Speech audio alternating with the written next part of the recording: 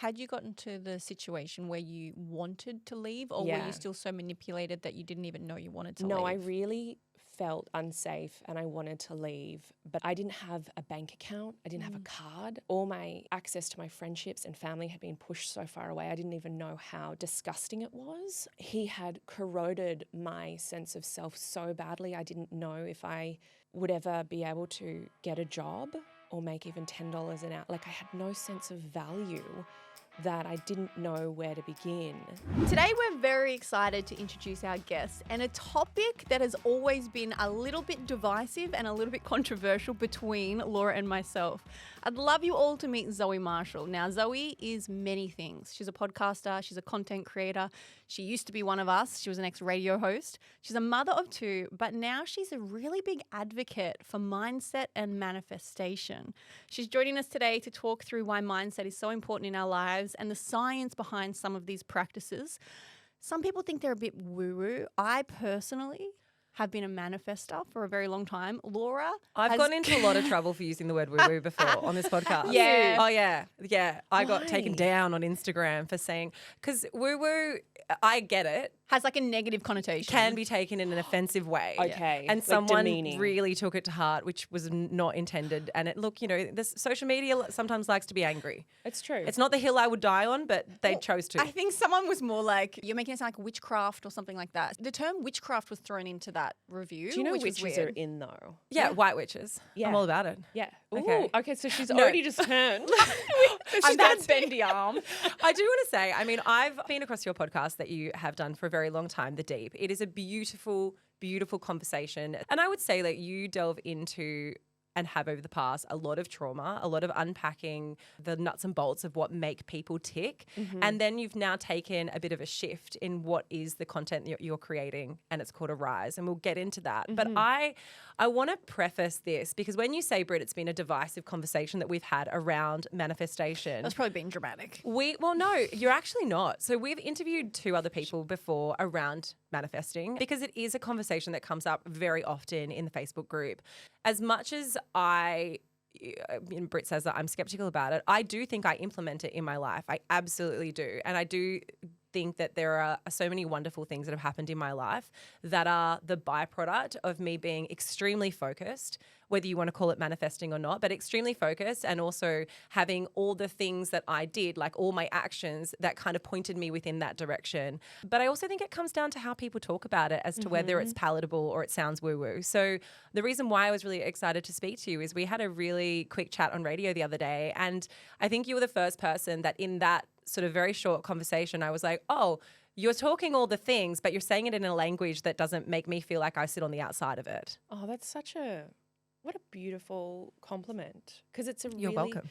Thank you. Because it is a really big topic and it has been marketed to the privileged 100%. and the white woman that can access everything that hasn't really maybe had a hard time. And coming from the deep and having those conversations and my own history with trauma, it felt like you have to meet people where they are, and lots of people are not okay.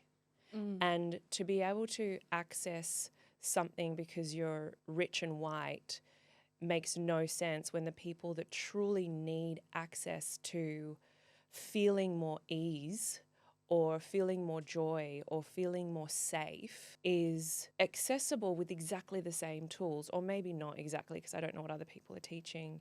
But I knew that from my rock bottom, I was able to full circle have this extraordinary life.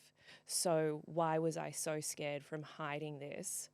Because there's shame, because it's been misunderstood through the media and society. And I just went, it's enough. Like, enough trauma, I guess, sharing online, enough me carrying vicarious trauma from all of these people, because I was not able to put a line between me and, a woman that was sex trafficked as a child, or a woman that lost her mother to a mass murder. Like, I couldn't not take that into my home, with my children, with my sleep. Like, I was just so sick.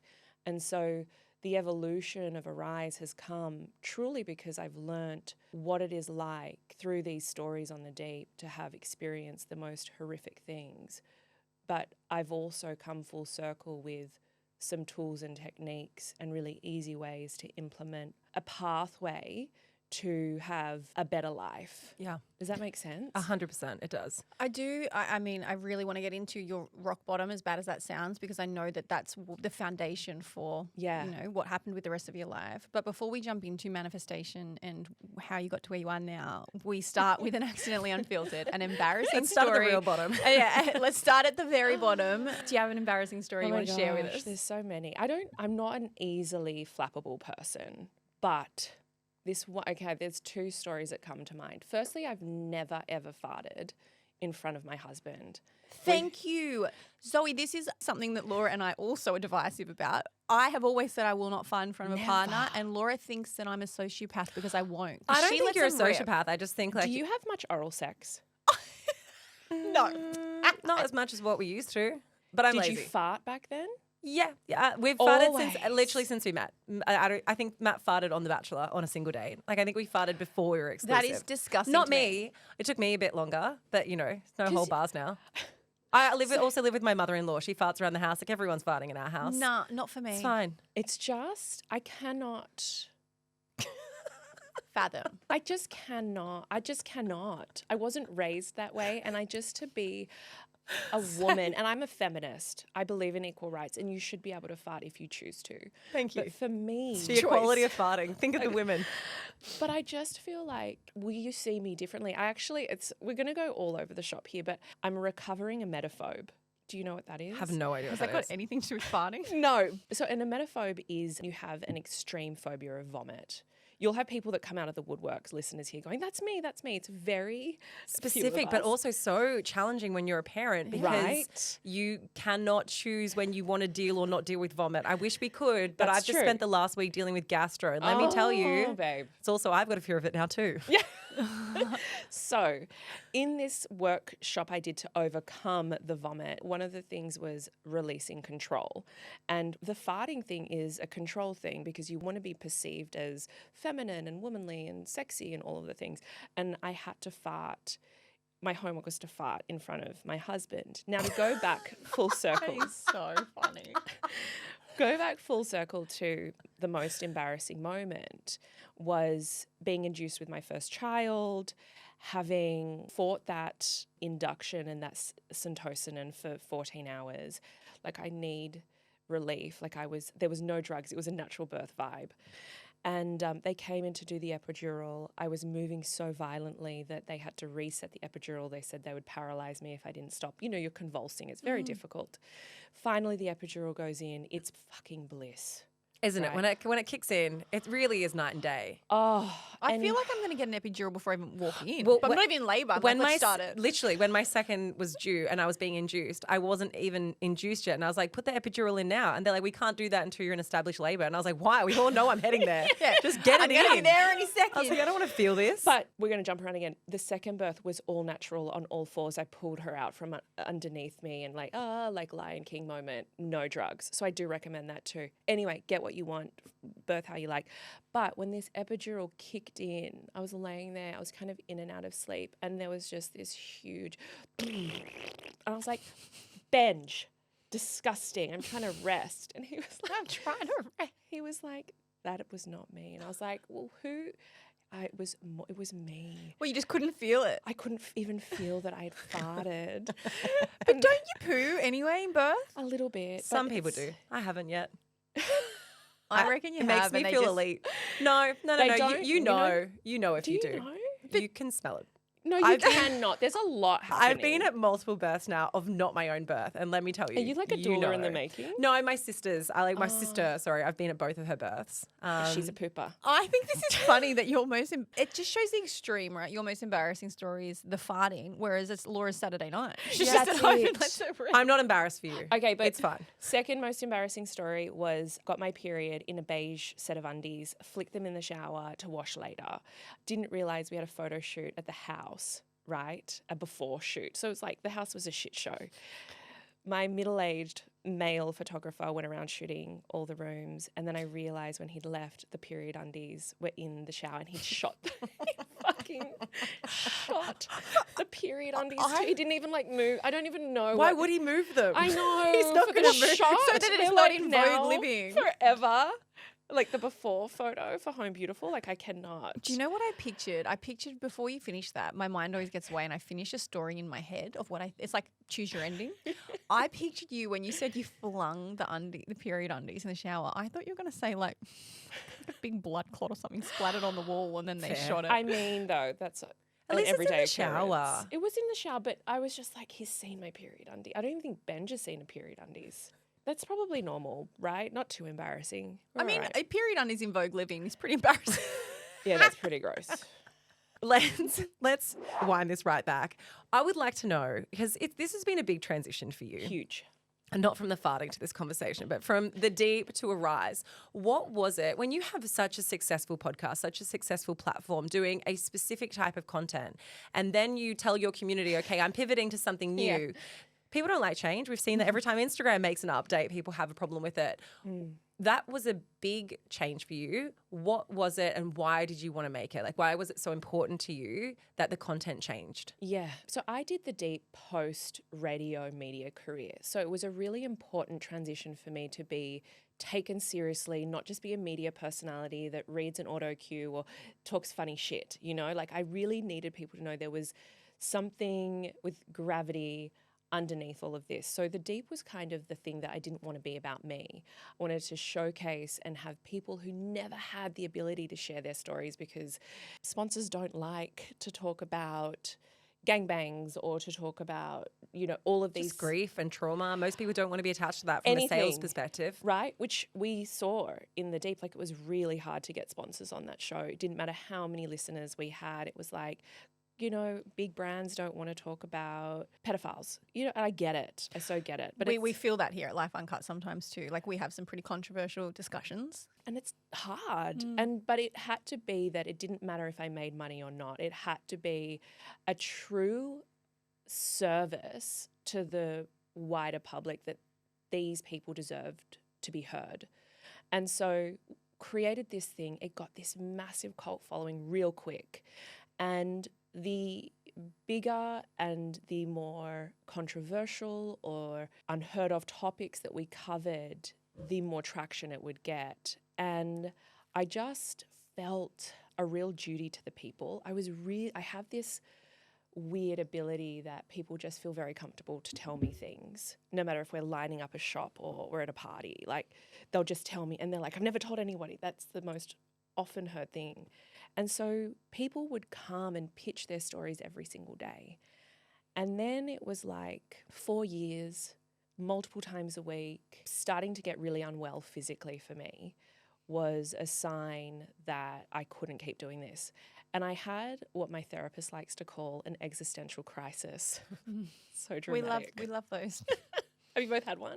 I feel like Yeah, I feel like I've had a few in my I life. think I'm in one But now. it also like sets you on a new direction though, doesn't it? It's like your sink or swim moments in life. And she was like, look, when I had mine, I saw my couch as a coffin and I was there for 2 years. And I was like, holy fuck, I don't have that time. I've got 2 small kids. How do we fast track this thing? She's like, you don't. You just have to be in it and go through it. And my husband was worried because I sat down with him and I said, listen, I'm not feeling anything. I don't feel happiness. I'm not feeling sadness. I'm not feeling purpose. Are you happy? He's like, I've never been happier. Like everything I've ever wanted has come true. And I looked around me and everything I had ever wanted was here, but I couldn't feel it. So he got really worried and he shipped me off to a health retreat. And I had this huge breakdown and breakthrough. And for a bit of context, why I'd become so numb, I'd found a breast lump about 4 months before and they weren't able to biopsy it. So I was kind of in this holding pattern to see if it was growing or not.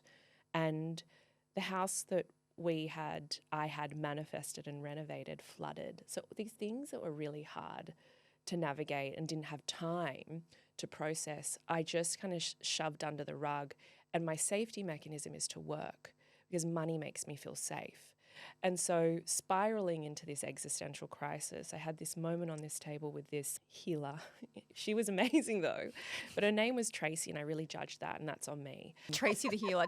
You wouldn't have thought a I healer. wouldn't, like Shavasana or something, but it was Yeah. Tracy, and she just broke me down, and I had this huge breakthrough there, and that was truly the beginning of the end of the deep and the beginning of a rise. I didn't know that, but I came home and I pretty much let go of half my team that worked on the deep, and I called in beautiful Jules. It's with us today, and I was like, everything needs to change. I'm so deeply unhappy. Jules, as in your personal manager, Yeah, assistant. she's like everything. She's 2IC.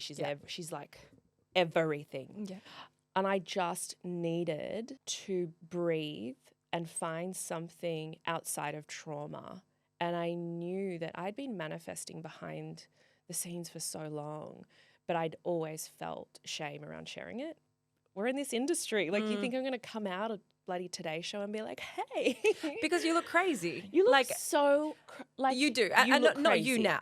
That's not, I don't mean you do. You're But I insane. mean, if you were to come out and talk about manifesting, especially as a female in media, you're not taken seriously at all, but you sound as though you've kind of like gone a bit bonkers, right? Yeah. So I understand the hesitation, but also almost feeling as though you've got to earn your stripes, talking about other things that are more Correct. respected and have more value, but also constantly talking about trauma and constantly talking to other people about their trauma carries a huge weight in and of itself. Like there's only so many horrendous stories that you can hear about how life has failed people before you, unless you're a psychopath, before that has an impact on your ability to Correct. feel happy or to feel anything in your own life. Right. And because I went back into the wisdom and the teachings of co-creation and manifesting, whatever you want to call it, so much of it is grounded in how you currently feel. And so I was going back to all of this work. I thought, I want to put together a really small workshop on Instagram and see if people relate. And just the way it sold was so crazy. I was like, there's something here. That when I went back to do the next episode of The Deep and record, the way that trauma hit me again in my gut was like, this is so out of alignment with what all of this teaching is. Like, if you want joy, you need to be feeling joyful. And constantly I'm feeling trauma. So am I creating and bringing upon more trauma and more angst and more ill will? Like, there was a lot of blurred lines. Yeah, so I really felt like, do I have the courage to be the person in Australia to do this? Because they do it in the UK and the US. They don't give a fuck. They're like, Totally. It's loud funny and to proud. yeah, it's funny to hear you say that, and I guess I agree with you in a way, Laura. But I don't think I've ever looked at it that when people talk about manifestation and things like that, they seem crazy because I have done You're- it for so long. You're drinking the Kool-Aid. And You're I've- one of us. Yeah, and I've spoken about it on my Instagram for so long. I'm talking like 6-7 years ago. I was talking about doing the courses I was doing. I've never taught it or anything like that, but I never knew it had such a weird negative Yeah. attachment. And now we have science, right? Like, I have a neuroscientist that is in the course, Joel Pearson, who's a professor from UNSW, that goes, there are all of these modalities, all of these ways our mind, all these tools and techniques that we can use to change neural pathways. So whether you're a skeptic or you're a little bit woo-woo, you can marry these up. Like, even if you were the biggest skeptic and you just took on the mindset principles, you change your life. Talk to me about, for anyone who doesn't really understand what is manifesting, or they've Yeah. heard of it, but they don't know, like, okay, well, what does that mean? To you, what is it? Okay, so I think, firstly, I'm just going to say what I think the general population's perspective is without knowing it, is wishful thinking. Yeah, think good things happen. I want a Ferrari, or I want a hot dude, and I want it now, and it'll come. But also the reason for that is, I mean, one of the most popular books that was written, within the last sort of 10 years, The Secret, it's been made into a Netflix series or special, whatever it is, that's been very widely viewed. And I think that it oversimplifies the idea of manifestation, where it's like, think of money and money will rain down on you. And, Yeah. and I remember reading that and watching that, and that's what made me feel angry, because I was like, I also have grown up with things in my childhood that I didn't have control over. And is manifestation then only applicable to the adults in that situation? Right. Because as a child going through that, no amount of thinking good things was going to stop my stepdad, So I guess that's why I kind of, when I very first came in contact with this, I was a little bit almost angry about how simple it made it seem. And then it puts this fault on people who, well, you haven't manifested well enough, or you haven't thought good enough things, and that was kind of, I guess, why I've always had this sort of distance to it. And I love it. And I think that's why I'm most excited to speak to people in your position, because, you know, I have a group of friends that we are kind of in a support loss group, and majority of them are mothers that have lost babies and children. And this is a very divisive topic in our group, because they say to me, if I manifested hard enough, I could have saved my baby. And that, like, it just fills me with so much sadness, because one, you cannot manifest for somebody else. You cannot manifest for something else. Like, your baby that is in you in utero is still its own being, right? You can't manifest for that. But also, I'm so sad that the misunderstanding of this concept has done that to them. It's upset so many people because it's been mistaught. And so on that, I want to say that I was given the secret by my mum a month before she died. It's 20 years ago, 19 years ago, it came out on DVD. We all passed it around. That's a long time ago, isn't it? And I remember watching it, and there was a part in it about this woman that had cancer, and my mum was dying of cancer. And this woman was like, I got diagnosed and I just watched happy movies, and I just didn't have any negative conversations, and I avoided stress and no sugar, and look at me, I survived. And I think she was given the movie because of that. Like, this is a way you can fight, you know, and I think no one meant harm there. But after you watch the film, I didn't even get what the secret was after I finished it. I was like, what the fuck did they mean? What did I just watch? What was the secret? Can they just explain it? My mum dies a month later, and I'm like, okay, so you can't just think happy thoughts and then not die of cancer, right? So we spiral, and we'll get to rock bottom in a minute. It's such a fun place to be. Well, the only way is up from Right, fuck. But to hear people that have had really difficult times go, well, what is manifesting? For me, it is firstly getting honest with what you want. So I want a loving partner that is emotionally intelligent to live with and grow with. Why do you want it? Do you want it from an egoic perspective because my mum is scared that I'm lonely? Do you want it because all my friends are getting married? Where is it coming from, right? So get honest on that. If there are blocks around, no, I just want it because everyone's doing it, it's not going to happen, right? We look at that as a separate part. When we go, no, I'm ready and I truly want this, we take aligned action. So that's the difference between wishful thinking and manifestation. Okay, so what can I do to find a loving partner? Do I go on the apps? Do I start to check in with my emotional intelligence? Do I need a bit of therapy? Do I need to get my mind right to be able to be with someone? Am I asking questions like, what do I have to give versus what do I want? Right? So you take the aligned action, then you start to explore, okay, are there any blocks? There might be around, I didn't see my mum and dad have a conducive relationship. My neural pathways from 0 to 14 saw a lot of arguments, a lot of disharmony between male and females. You go in, we've got inner child work, there's tapping, there's all of these modalities in the course that help you kind of break through that. If it's big shit, you might need a therapist. Like, we definitely don't say it's all here. There's a lot of trauma work that needs to be done to unpack things. And then after you do the unblocking and you've called it in, you can do the journaling and then just truly be grateful for like where you are currently. I am healthy. All my needs are met. I'm a good person. You can write something I call a pride list, which is all the things that you do daily, which show that you love yourself, nourish yourself, your worth, you're reflecting on these things. So these are all kind of processes, right? And then we have to trust.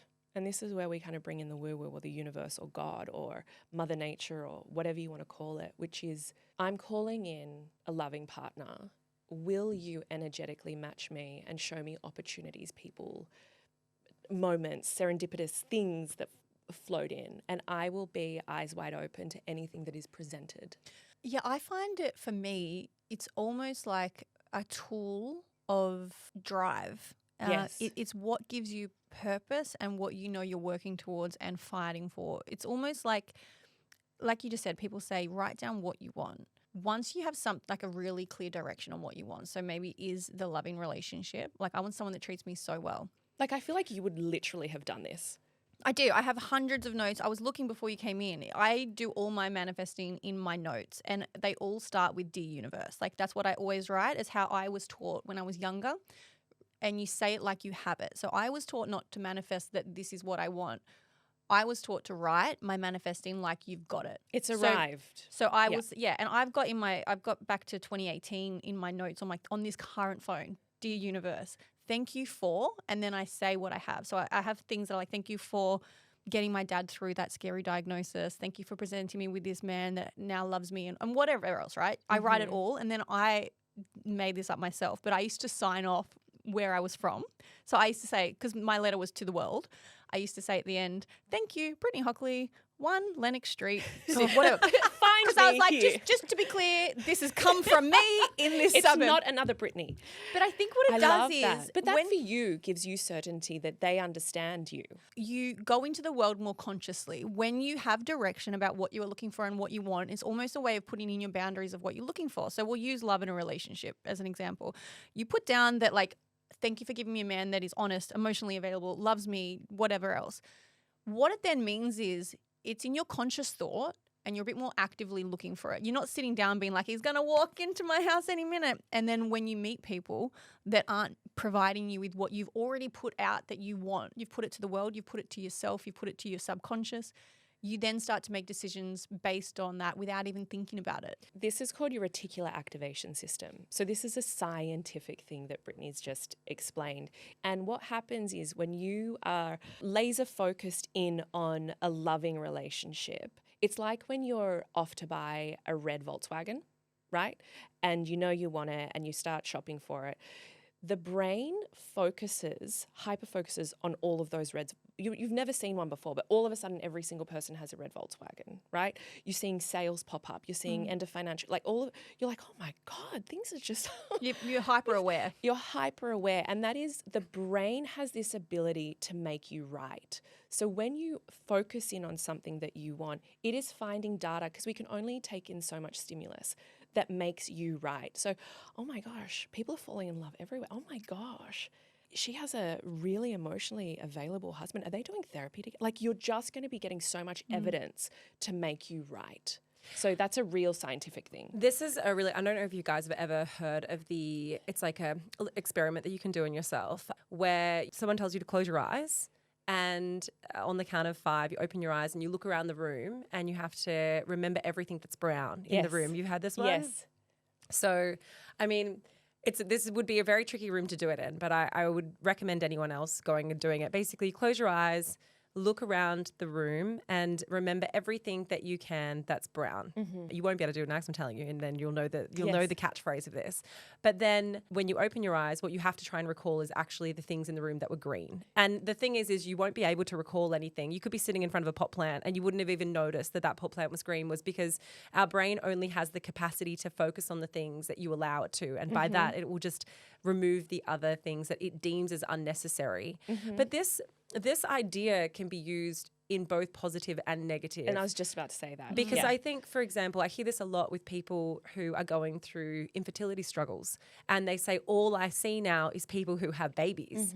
And that comes from a place of hurt. It comes from a place of pain and longing, not from a place of like, oh, I can see that other people are enjoying the good things that I want.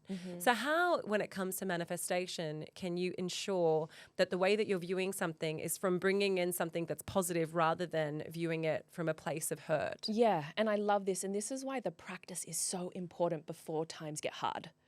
Like doing all of this and getting your muscles really strong, because life is going to hit you and blindside you all the time, right? So 2 weeks ago, just around the corner, I went into the Mater hospital to have a breast lump removed. We know from this conversation, my mum died. That was from breast cancer.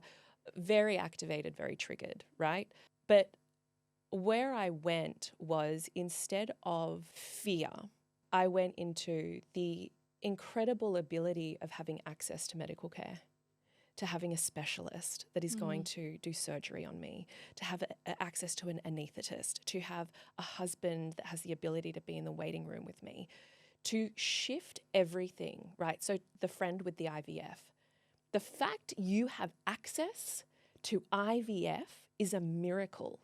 And the ability to have, I'm assuming, a loving partner that wants to make a baby with you. What an insanely privileged position to be in love, to have connection, to like all of those things. And I know it doesn't take away the longing, but it makes the process to getting the thing so much more easy and flowy. Yeah. Does that make sense? It's like things happen that are hard all the time. I know you're in a really hard position and it's really fucking shit.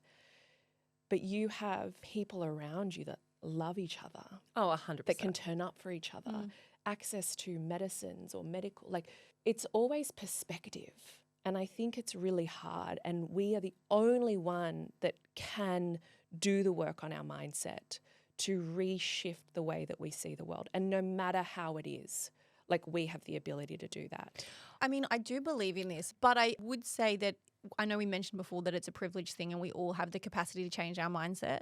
But the impoverished person living in a slum in India who has no money, no family, no roof over their head, the fact of the matter is they can think as positively as they want and 99.9% their situation is not going to change. And I think it's really important to address that. There are people that are unfortunately in situations that no matter how positive they think, it's not going to change. You still need to be given in some capacity the tools to start to implement. Yeah, it's like you don't know what you don't know. But also I think that many people in third world countries or developing countries would fight. They are so much happier than we are. You know, they haven't even been taught this stuff, but they are so deeply grateful for whatever they get. They're living in a state, even if they're impoverished, they are grateful. This is something that Hugh van Cuylenburg has talked about in terms of the imperfects and why he started, and this idea of gratefulness. I mean, I know that there is a limit. Like there's always going to be people who fall below the ability to be grateful because their situation is so unbelievably dire. Yes. But I think that it's important to address what you did, Britt, because I do think that a lot of people come back to this idea of privilege, and that's where that conversation circles around. But you yourself have talked about being in a place of trauma, of the things that you've experienced in your life.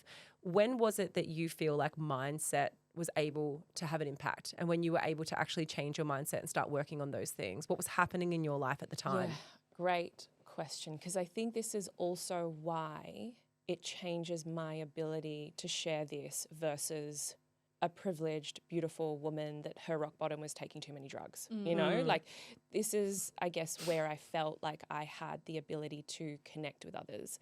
So I was an only child. Mum died really quick within a year. I was enmeshed with her. I wasn't adult when she died. I didn't know how to drive. I didn't know how to pay bills. She did everything for me. How old were you when she passed away? 21, I think. How old am I now? Yeah, 21. Just those early formative adult years. Yeah, and like so close. Like we did everything together. During this time, I was very vulnerable and I found myself in a very, very, very, very dangerous relationship. At the same time, when my mum passed, that grief was so difficult for a lot of my family that there was some betrayals that happened where I found myself just insanely alone and with this perpetrator. And he was sexually violent, he was physically violent, emotionally coercive, like the whole kit and caboodle. I wasn't allowed to work. I had no access to money. I was in a court case. Things were just so horrible. And I didn't have, like, your brain isn't even fully developed at that part. Like, I didn't even know how to manage.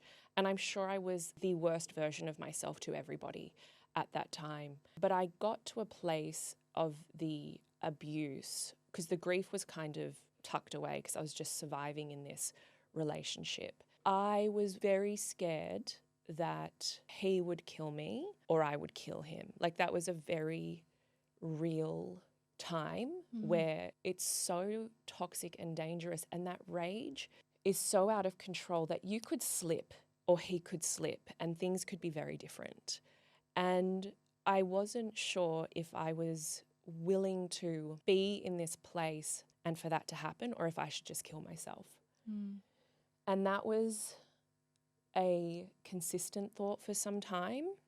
Is this because you felt like you couldn't physically see a way out? Yeah. Like, had you gotten to the situation where you wanted to leave, or were Yeah. you still so manipulated that you didn't even know you wanted to leave? No, I really felt unsafe and I wanted to leave, but I didn't have a bank account. I didn't have a card. All my access to my friendships and family had been pushed so far away. I didn't even know how to, the shame of like how disgusting it was. He had corroded my sense of self so badly. I didn't know if I would ever be able to get a job or make even $10 an hour. Like I had no sense of value, that I didn't know where to begin. Every time I would leave, the violence would get so much worse.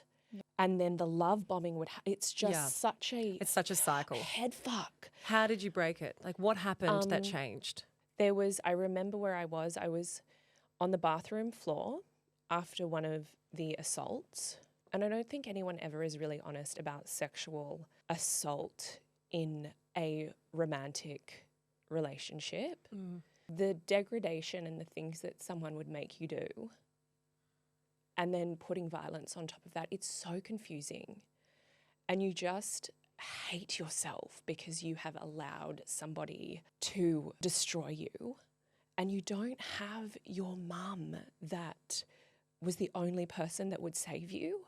And so you don't know how to save yourself. So you just think of different ways that you can die, and you're journaling that how would that be, and it's just so awful that I got to a place where I thought, if I do this, what does that mean? Like, who would miss me? What would be there for me afterwards? Like, but inside burning, underneath all of this kind of rubble was this tiny little ember of like, you know, when a match is about to go out, that was like, there is something on the other side of this. And I don't know what it is or how you're going to get there. But I remember it was so simple, writing a pros and cons list about leaving, and then starting to ferry away like $5 notes, coins, things that he didn't notice. And one day I just went, and I left everything, but I just went with a little bag, and I said that I wasn't coming back. And I went back again, and it took me 8 months of that cycle to truly leave. But it was a car accident I had leaving his home. I was so distraught. I wasn't focused. I feel so ashamed saying this. It was wet, and I lost control, and I was swiveling around in this car, and I knew that I had either a car had to come and hit me to stop, or I was really close to an embankment to go over. And I just remember like promising that if I survived this, it would be different. And a car came and it hit me really fast. I remember getting out of the wreckage and sitting, and people around me, and wanting to just get my phone to call him. And I was like, this is fucking crazy. You're still going to call him. And he comes into the ambulance and he says, don't you fucking say anything. They'll never believe you. Don't you fucking say anything. And I'm in a neck brace. I can't move. I'm in a body brace. And he says, don't you call your dad. Don't you call anybody. I'm the one that's here for you. And then when I'm in the, whatever it is, I don't even know where I am in the hospital, he's like, once again, no one is here for you. It's just me. Keeping you small. And I was just like, this is it. He's literally going to fucking kill me. Like, or I'm going to kill myself. It was just the beginning of the end. It was almost like that time, you tricked me. You told me not to call my dad. Now you're telling me he's not here because you're making me it's alone. the manipulation. And it was just like, it was like the car accident was the final straw. He did the manipulation, and he said he was going to release sex tapes to my family, and he was going to do all of these things, and he recorded me doing all of this stuff. And Horrific. I turned around, like for a long time we had this little dog. He used this little dog against me that was my safety net when my mum died, and I loved this dog. And he'd call me and say, you know, something's wrong with the dog, and hook me in. And then after I grieved the dog, and you've got the dog, the sex tape stuff, which I didn't even know. I didn't know if he was secretly recording. I didn't know what was true. And I remember where I was sitting in the car, and I just said to him, this says more about you than it does about me. Do it. Release whatever you want to the world. You've got every single belonging. You've got all my mum's she was a single mum, worked 2 jobs. He had the little bit of money that I had. Like there's nothing left to take from me. You've got it all, and you want to take my dignity. It's gone. Yeah, You've I don't care taken anymore. it. And that was the end. He left me alone. It was the beginning of like full-blown grief, because when you're safe, finally, you can finally feel like my mum died. Holy shit, what did I endure with him? All of those things was like It all came down at once. it was so suffocating, but within all of that, I was so safe. And that safety, even though I was grieving, I was just like, oh my God, my body, my being is so okay. And then I became deeply hungry to figure out how to get out of pain, because that trauma and the grief was so overwhelming that I had to figure out a way. And I didn't have any money, didn't have a job, didn't have a car. I had no anything. So who was it in your life at that point that helped you get back on your feet? Did you have any friends you went to, or was it your dad? I moved in with my dad. That wasn't the best place for me, but it was the first spot. And I became a babysitter. I was like, that's something that I can do. And I went on one of those websites and I started to do that and was making $20 an hour and saved up enough for a little bond and got a little spot. And it was just this real slow process of healing. But it was like everything. I cannot tell you. I still remember that first little studio apartment. It was the greatest sanctuary I've ever had in my life. Also a huge achievement. Like that's, I think for what one person might look at and be like, you live there. Like when you come from something that's so horrific, to have that achievement, it's so fulfilling. It makes you feel like, okay, well, I can do this and I can achieve things. And I can make $20 an hour. Totally. And it's have yours. independence. Yeah. How would you recommend for somebody who is going through the shit at the moment and is in that place in life, how do you recommend people start to implement this? And how do they open themselves up to making, whether it's small changes or more aligned thoughts that allow them to bring manifesting into their life? I want to make this so concise and easy, but it is so intricate and detailed, right? So I'm not here to plug the course that I've created. You can do that if you feel called to do that. You can plug. We can, but also I feel like, and I really want, this is really important, if you don't have means or access to afford $149, it was much more expensive than that, but I was like, it cannot be. But if you can't do a PayPal, if you can't afford that, you have to message me and I will give it to you. Because if there was someone that was in my position back then, today, that didn't have that money and I didn't, because they're splitting the meat into 5 or they've got kids and they're in a dangerous situation, like DM me and I will always support you. You can have it all, like all of it for free, because it's so nuanced, right? So like if you are at rock bottom, I would say the very first thing is to firstly get safe, right? However that looks, if it's with a friend or a family member, therapist, whatever it is, you need to be physically safe, because we're trying to get you to neutral, right? If you're in a really bad spot. I think the simplest part, like a pride list of you acknowledging what you have done today, and it can be tiny, like you're having a depressive episode, but you got out of bed and you showered when you wanted to die that day is a huge win. For you, you made a piece of toast and you ate it. You got outside or... Write that down and then you simmer on that and you feel it. Or you write a gratitude note of like, I'm in that tiny apartment, I'm safe. And you really start to, what we're doing with the repetitive nature of going back to these lists and these things and feeling them and anchoring in the body is you're creating a neural pathway. And the neural pathways are created from really deeply from 0 to 14, but they're creating them all the time with habits. You're purposely creating neural pathways that are giving you value and self-worth. And from that place, you get to neutral and you find ease and joy in the most simple, beautiful things. And the thing that is the real hook to this, right? If you're neutral and you're in a position where you want the man and you want the car and you want the house and you want all of the things, what you will realize when you get there is it is always just the feeling. It's not about the car, the Porsche or the mansion or it is purely the feeling of, that feeling in the little studio apartment is still the feeling I have in the dream home. It's purely the feeling. So we kind of have to get people back to basics in getting them to feel, because you are then attracting more of that feeling.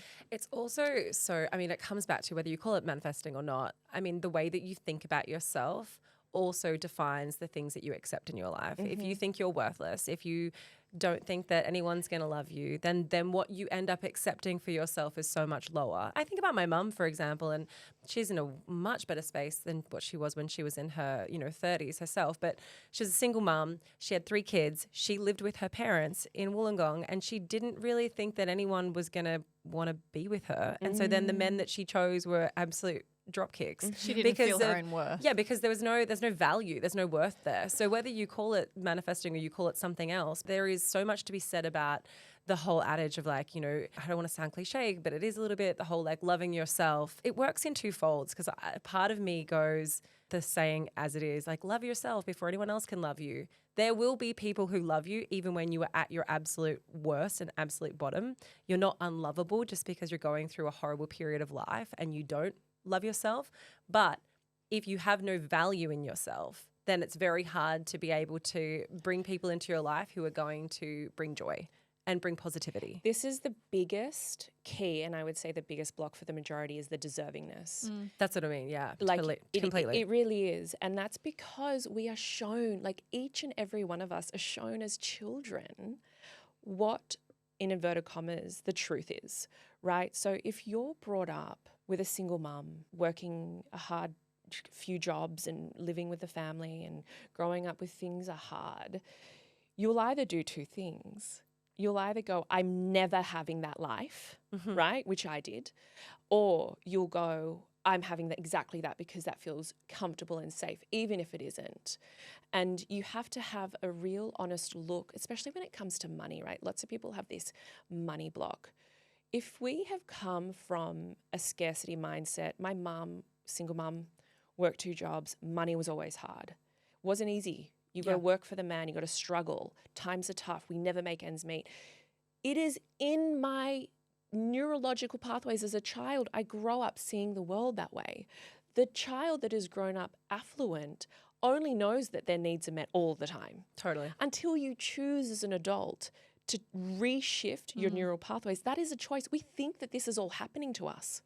Life is not happening to us. We get to change it in any given moment. And that is the true beauty of it. But you kind of have to Alice in Wonderland it and bite the cookie a little bit to be I'm going down the rabbit hole. I've got nothing to lose. Let's just see. Build evidence. Yeah, I think to bring it to I don't want to say a more surface level, but probably a level now that we hear the most questions come into Life Uncut about relationships.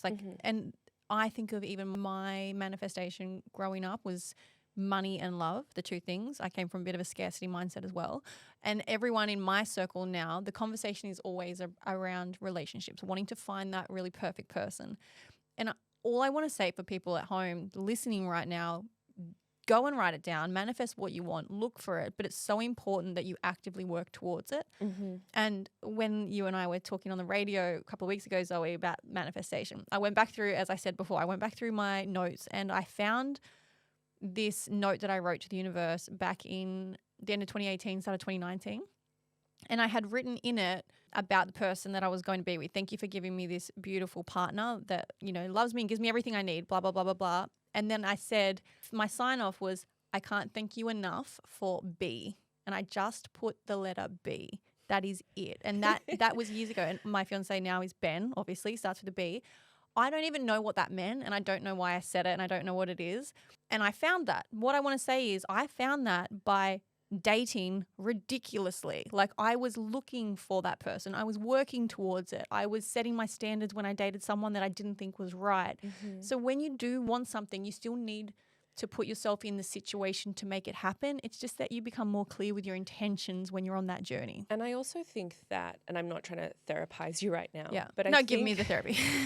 I think throughout your growth, your self-growth and your self-love and your deservingness of this person that you have now attracted, the deservingness would have shifted so much. And with every kind of frog that you kissed and disappointment, there would have been more self-evaluation.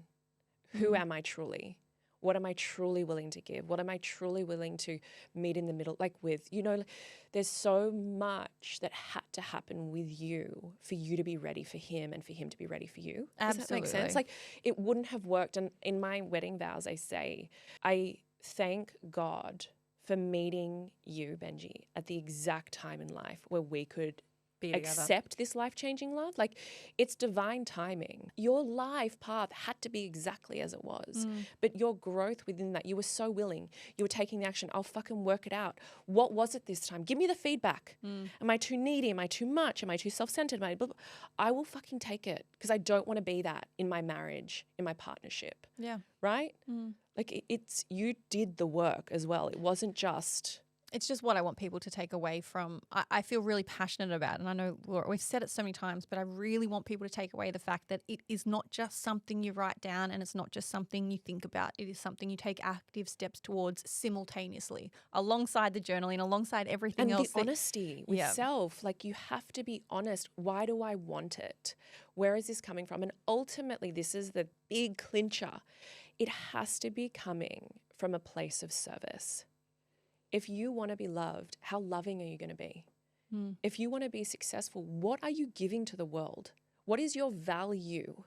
And that's why this is a funny thing, right? When I say, I will give you this for free, it doesn't matter to me. If your life is impacted and it changes and you find self-worth or self-love, I don't need your $149. Does that make sense? This is my now service to the world. This is it. This is the legacy. Yes, we got to keep the bills on. Jules needs to get paid. Jules is like, stop giving it away for free. She's them a sweating. code. She's sweating in the corner. She's like, I gave you a code, Zoe. I gave you a code. But I do think, and there also is the value in purchasing it because you turn up for it. You know what I mean? Like, Yeah, it becomes Because you just value something- money. Yeah. you got to value it. It's like when you buy the beautiful, like, when we talk about, But you invest in it. you That's invest. the You're buying thing. the fast fashion, you don't give a shit. You treat it like shit, you throw it out. You buy the beautiful dress that you really love. You wear it with pride. You hand wash it. It's like invest in yourself. You've got to turn up for this work. I'm just purely leading the horse to water. I can't make you drink. Can you talk to me before we do kind of wrap on things? Because I think it's something that's important, something that we've spoken about briefly on the podcast before and I've heard people speak about, but I'm not very familiar with it. This concept of vibrations, whether you radiate at a high vibration or a low vibration and what that actually means. Yeah. So I think you will feel in everything when you walk into a space, right, and someone meets you in it, you can feel an energy. You either like the person, you don't. They might be off. Like you said today, I'm feeling kind of flat. All these things have been happening. I didn't pick that up from you because you're still vibrating at an energy that is still consistent with your truth, right? Did you put your dildo in your bag again? Still vibrating over there. That is a really good way to raise your vibe, by the way, like quite literally. Orgasm and self-pleasure, we like to do that. But you'll know that when you walk into a space and someone is so intensely overwhelmed, angry, even if they've got like a tight smile on, you're kind of like, Oh, yeah. you're rejecting being around them. It's a little bit off-putting. It's the same with everything in life. The universe, God, whatever it is, wants your best outcomes, wants you to be your highest self, wants you to be living your end result. But that's such a prime example of when we said energy attracts energy. Exactly what you just said. So you walk in and somebody's not giving it to you, you immediately pull back and you don't give it back. So the universe is meeting you. Yeah, your energy's going to get back the same energy. I wake up, so JLo does this. I didn't teach her, but I should. Slide into the DMs, JLo. So the best way to start your day, right, is in your alpha state when you're in between consciousness and unconsciousness when you're waking up, right? You know that bit when you're just waking. Cement yourself with some kind of declaration, affirmation, mantra of this is going to be a great day. Things work out for me. Everything's easy and effortless. Whatever it is, I feel grace, ease, flow, whatever, pick one.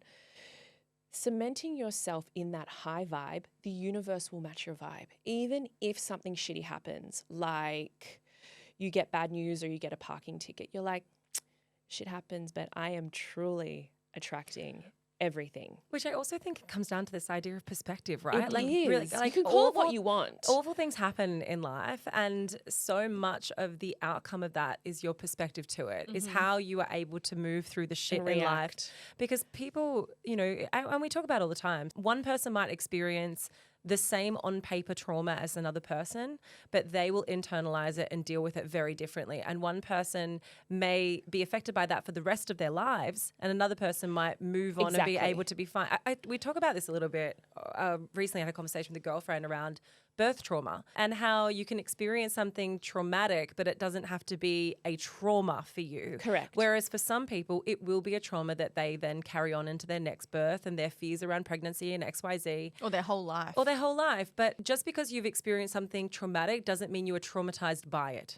That's true. But I don't want to go into like toxic positivity. I want to like really end on this.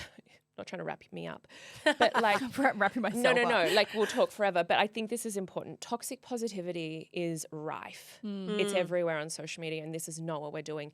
If something traumatic has happened, like the breast lump happened, the breast removal, all of that happened, the waiting, I have to process the feelings.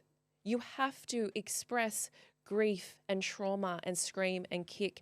If you are holding in all of the feels, you are stagnating and blocking yourself. Yeah. So it's really important. If somebody dies or something awful happens, you don't need to just cry for a day. You could cry for months.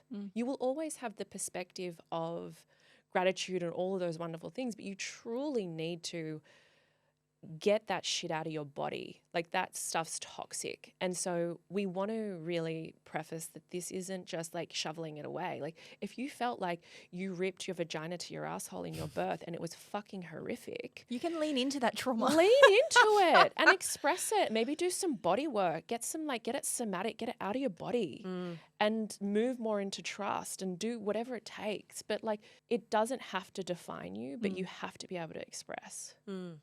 Zoe, thank you so much for coming in today, not only to talk about your life now, but your life before and how you got to where you are now, because that is and sounds like an extremely traumatic time that you went through. So firstly, thank you for sharing that with everyone, because I know a lot of people will resonate with that.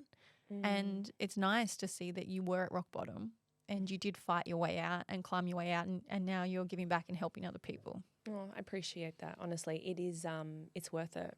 Like, my life's pretty fucking amazing. So I think that I'm not special. I'm not unique. Anybody is able to do this. So I really appreciate the platform. And you know what? If there is interest, maybe we could hold like a mini workshop for them. We would love that. For sure. And if anyone wants more information as well, like everything, as always, is all linked in the show notes. Zoe, thank you for coming and sharing and being so open and so vulnerable. We deeply appreciate it. And I know as you kind of prefaced my take on things, like as I said, like I deeply appreciate the way in which you explain it, because I think that even if you're someone who doesn't sit within a world where manifesting feels comfortable for you, I think that there's so many takeaways from this conversation that people can implement in their own lives. Yeah. Well, my absolute pleasure. What a blessing. Thank you guys.